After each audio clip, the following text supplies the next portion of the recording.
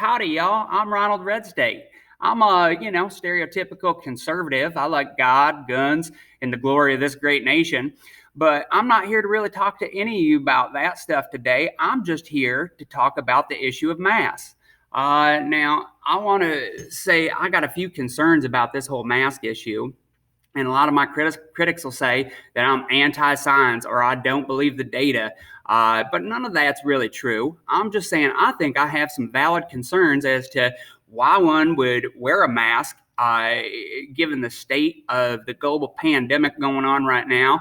And I got some concerns with our elected officials being able to mandate us wearing masks out in public and having a say in how we dress.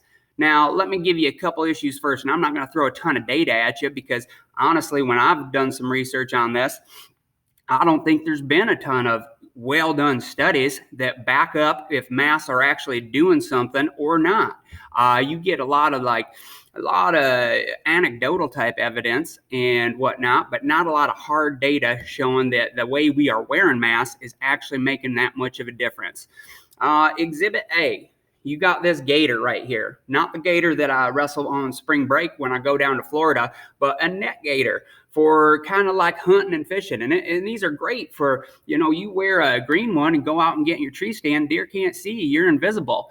But my problem is in terms of, dampening down the spread of COVID, these things are like airtight. You put them on and you can't breathe right through them. And I actually saw one study, I don't know how accurate it is or how ironclad, but they said that wearing these net gaiters are actually worse than wearing no mask at all. And I know when I put it on, I feel like I can't breathe. If I'm out in my tree stand trying to keep warm, that's great. But when I'm sitting here, in a building, it gets kind of hot and stuffy in there, and then I can feel all the air that I'm breathing out shooting up the sides. So think about that. If this is blocking that and I were an infected person, I'm blowing particulates up all over the air, and that's getting into the atmosphere and permeating the room and infecting other people.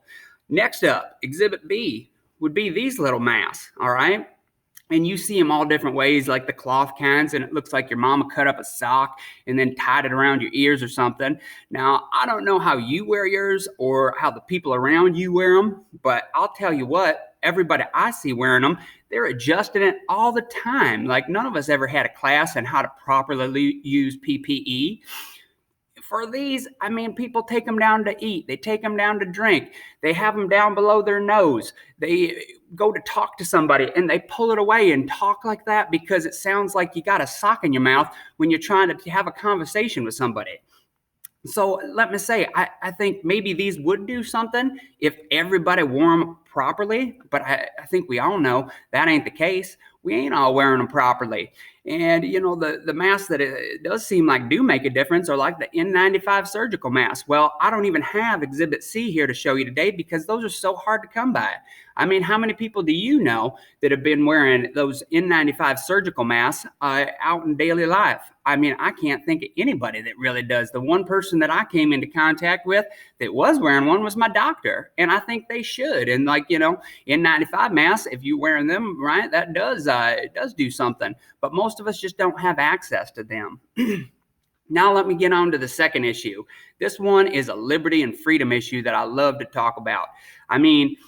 I think, maybe there's a case for us as responsible citizens. We all wear the mask when we're going out into public places. But I hate the idea of the government, some elected official, coming in and telling me that I have to dress a certain way going out into public.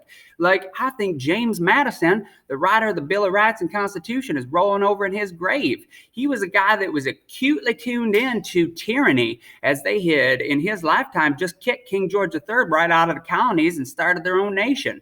We didn't want no king telling us what to do. And you know what? I don't want no president or governor telling me how I have to dress when I go out in public.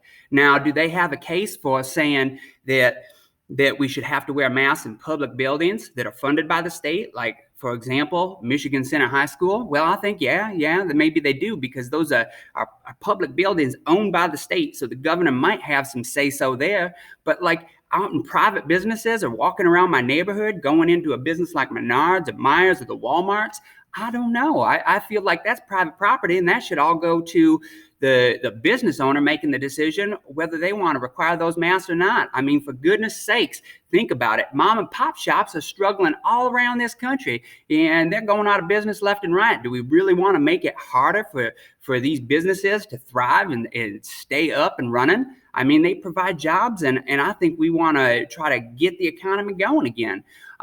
So I'm very much against like the government telling us exactly how we are going to dress going out in public. I think it's a huge infringement on rights, and I think if anything, we should just have some more education out there, and it should be people's own a free will that they decide to wear those masks or not, and that you get to make up your own mind and you enjoy your freedom. And I think it really comes down to personal responsibility. If you're at high risk, well, maybe you should isolate and segregate yourself a little bit more and stay in your home. But if you're younger and in at low risk category of having a